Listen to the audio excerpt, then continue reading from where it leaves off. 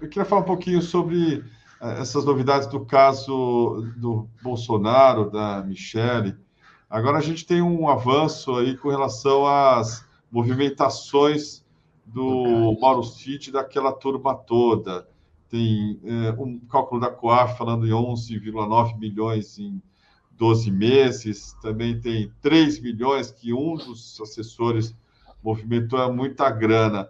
E está perguntando para o Pedro Serrano a diferença que ele vê entre o Bolsonaro e o Javier Milei, esse sujeito aí, anarcocapitalista, se ele se autodefine, que teve essa votação expressiva nas primárias da Argentina. Você vê um paralelo entre eles e quais as diferenças principais? E mais do que isso, o A risco, burrice. a burrice do Bolsonaro com relação à inteligência do Milei, ele é inteligente? Não, Você acha que esse é o principal ponto, assim, por favor? não, eu acho que os dois são, porque o sujeito que diz as coisas que diz o Milei ou não bate bem da cabeça, isso é uma hipótese, não dá para descartar nunca, né?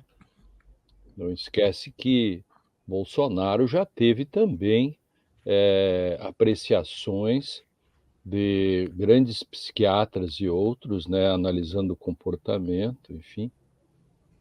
E até não esquece que ele foi expulso do exército, né? E depois fizeram aquela passapanada, né? Que, enfim. E o Vilei, esse, embora se diga, mas ele é um economista e tal, bom, o Bolsonaro era um capitão, e daí?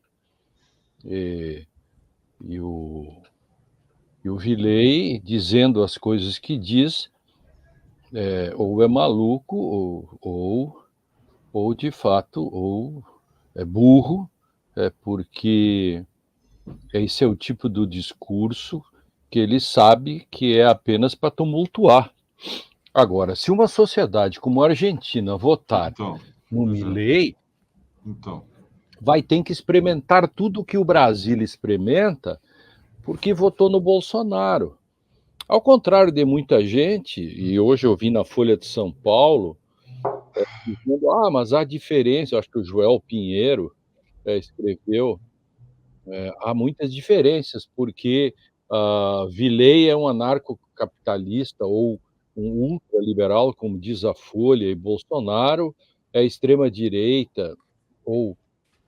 Para mim, tudo isso é a mesma coisa. No espectro ideológico, eles odeiam pobres,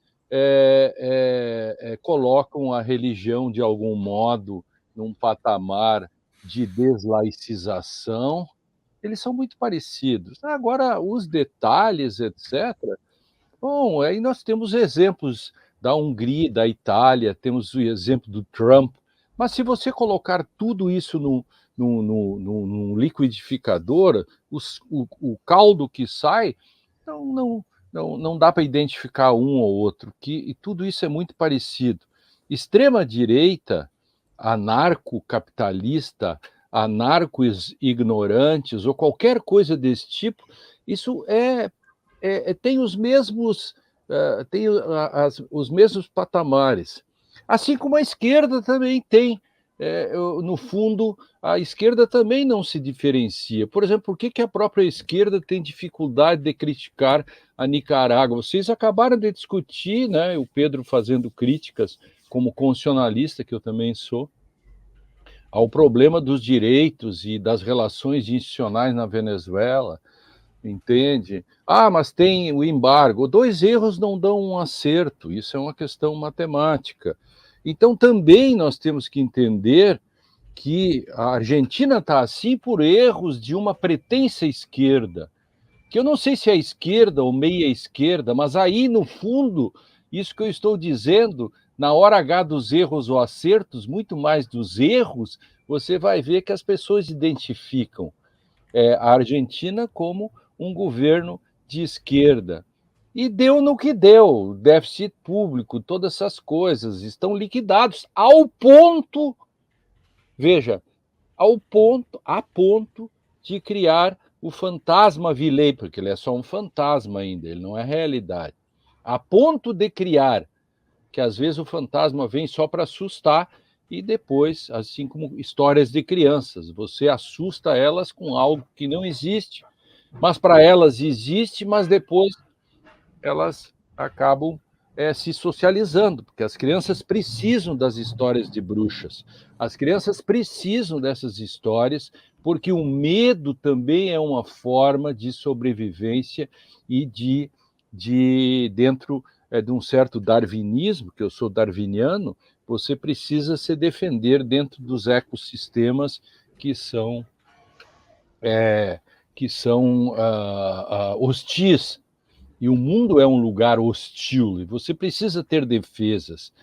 E assim, o fantasma Villei pode ser bom, porque esta é a história do Joãozinho e Maria para fazer com que os meninos e meninas se socializem, né?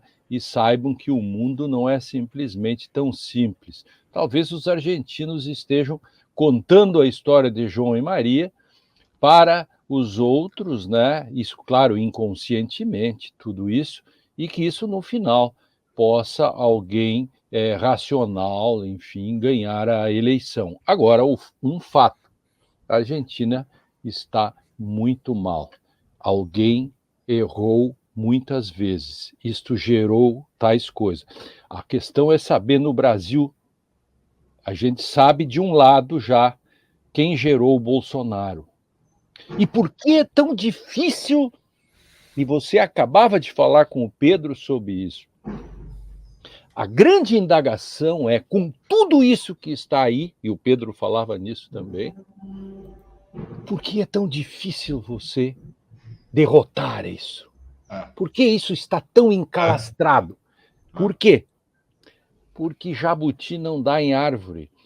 Nós, de algum modo, temos que olhar para dentro de nós, sociedade, etc., esquerda, liberais e outros, por que existe Bolsonaro?